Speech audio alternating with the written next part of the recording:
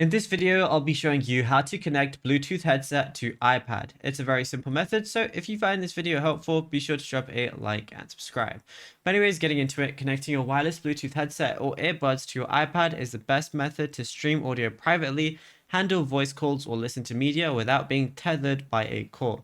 So before you start, make sure your headset is fully charged and sitting within a few feet of your iPad. Then make sure your headset is in pairing mode, and obviously that depends on what headset you have. And then what you want to do is go over to your settings application on your iPad.